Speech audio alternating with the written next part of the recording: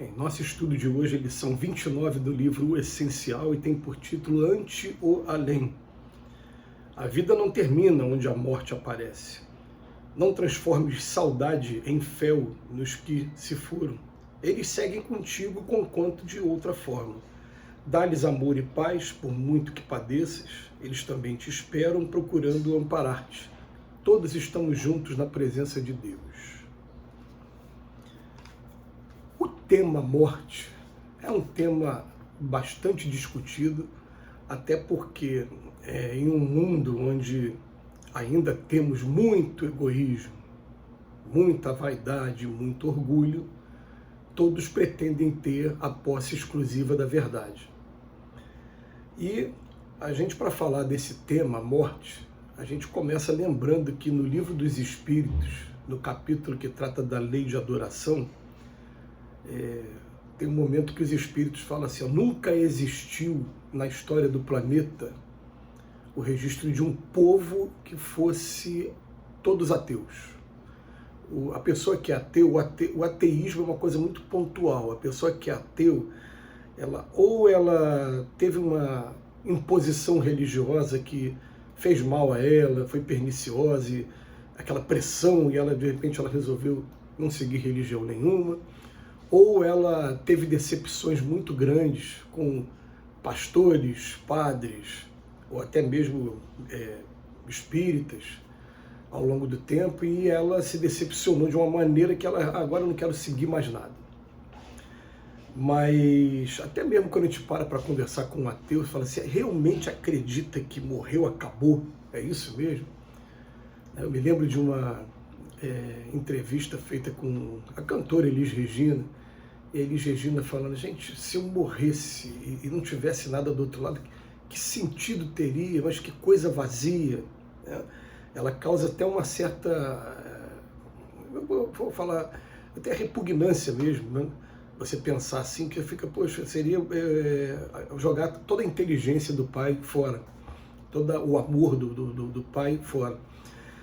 Recentemente nós tivemos a desencarnação do cantor Lô Borges, mineiro, e tivemos acesso a uma entrevista dele, ele falando sobre a morte, ele falando, mas, rapaz, mesmo não vendo, na hora que a minha avó foi desencarnar, a minha avó começou a relatar o que ela estava vendo, ela vendo parentes vindo recebê-la, começou a descrever o cenário, e aquilo mesmo a gente sem ver, mas pela confiança que a gente tem na vovó e sabendo que a vovó nunca inventaria aquele tipo de coisa, coloca pra gente assim uma certeza, tem alguma coisa lá pro outro lado da vida. Então a gente fica pensando assim, né? Tem uma perguntinha no Livro dos Espíritos também que fala assim, o que acontece com a gente no momento da morte?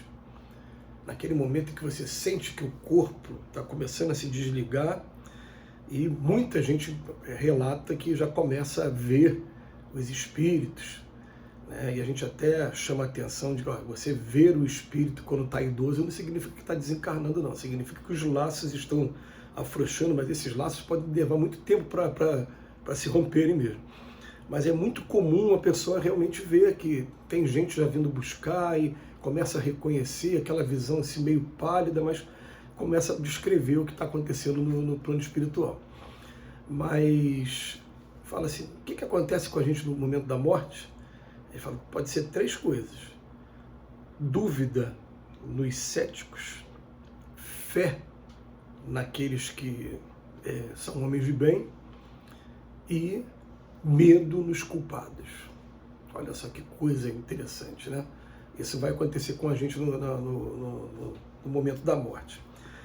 Agora, cada um vai ter uma experiência um dia qualquer pessoal que vai dar provas de que a vida não continua. Eu elegi uma para falar sobre dentro da minha experiência pessoal, de uma tia muito querida, que quando ela desencarnou, eu fui até o velório dela, o enterro dela em Petrópolis, e era uma experiência assim, até que assusta um pouco a gente, porque eu olhava para o caixão e via o corpo inerte. Eu fechava os olhos e via a minha tia de olho aberto olhando para mim, né? com uma carinha meio de assustada, uma carinha meio de triste. Eu tomei aquele susto, abri os olhos. Quando eu abri os olhos, eu olhava, estava o corpo inerte. Eu fechava os olhos, estava ela ali olhando para mim. E eu já tem bastante tempo que eu tenho o costume de, quando eu vou em velório, as pessoas às vezes pedem a gente para fazer oração, e na minha oração, que se não for aquela oração ostensiva, que todo tem que falar alto, aquela oração mental, eu me identifico para a pessoa, falar, eu sou amigo do seu filho, eu trabalhei com... Então, eu dou alguma referência e procuro conversar com ela, procura ficar calma, sua vida aqui na Terra, na matéria, acabou agora, você está voltando para casa mesmo, que a casa principal é aí do outro lado.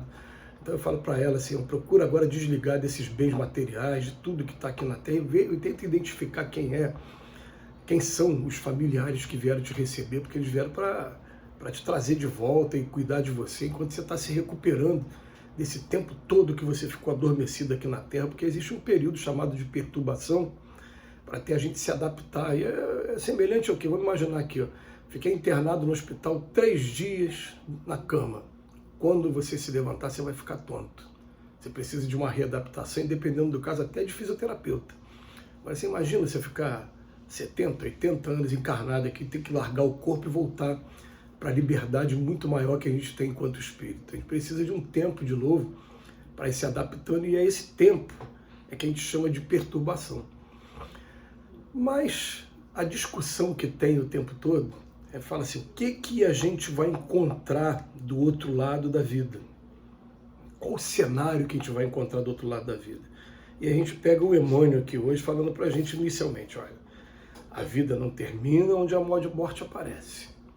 Tá? Você vai passar por um período largando o corpo, levando no espírito as marcas daquilo que você fez com o seu corpo, de maneira imprudente, proposital, vai levar assim, até do mal que fez com outras pessoas. E é isso que vai constituir a nossa realidade quando a gente chegar do outro lado, que aqui eu escondo, mas do outro lado todo mundo vai olhar o nosso perispírito, esse nome que a doutrina espírita trouxe para a gente, vai olhar para a gente e vai falar, que cicatriz é essa? E prestando atenção na cicatriz, vai saber qual foi o motivo daquela cicatriz. De maneira que não tem nada que a gente faça aqui que esteja escondido. É bom a gente guardar isso o tempo todo, para a gente não se iludir também, né? E procurar ser bem sincero também, até com as nossas quedas. Porque quem não erra nesse mundo, né? Mas não assim de hipocrisia, de querer esconder, não. A gente não esconde nada de ninguém. Mas a gente vai chegar num mundo em que eu vou estar despido totalmente, todo mundo olhando para mim, sabendo quais são os meus defeitos. E até por isso que a gente ouve, como a gente falou num estudo recente, com a medida que você julga, você será julgado. A gente não quer ninguém julgando a gente. E a gente vai ficar muito satisfeito se a gente encontrar amigos que entenderão nossos defeitos e nos ajudarem também a dar mão para a gente vencer os defeitos juntos, uns defeitos dos outros. Agora, quando a gente encontra pessoas que nos julgam, acaba sendo julgado também da mesma maneira. Essa que é a ideia. Então, Emmanuel começa assim no segundo parágrafo, não transforme saudade em fel dos que se foram. Por quê? Porque a principal forma de comunicação com os espíritos é através do nosso pensamento. Tudo que eu estou pensando com relação ao desencarnado, ele está recebendo. Se não receber agora, vai receber em algum momento. E vamos só pensar o seguinte, quando a gente pega essas mensagens que ficam às vezes no telefone, as mensagens, eu vou ver 2 dias depois, aquela mensagem pode ser agradável como pode ser desagradável. Qual o tipo de mensagem que a gente está mandando através do pensamento para aqueles que já desencarnaram?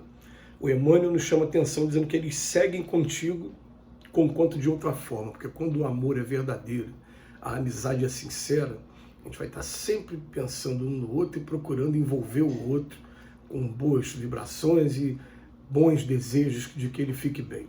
Isso vai sempre acontecer. E, é claro, a gente sabe que eles, espíritos, embora a gente não esteja vendo com esses olhos, eles conseguem nos influenciar através do pensamento. Dá-lhes amor e paz, por muito que padeças. Dá-lhes amor e paz. Perguntinha do Livro dos Espíritos, quando vai falar de dia de finados, dia dos mortos. Fala, os espíritos são sensíveis à lembrança que a gente tem deles, muito mais do que vocês imaginam, tá? Se eles estão felizes, ficam mais felizes ainda, se não estão, aquilo é um lenitivo para eles. eles também te esperam procurando amparar-te. E, mãe, não termina. Todos estamos juntos na presença de Deus. Que Jesus nos abençoe hoje e sempre.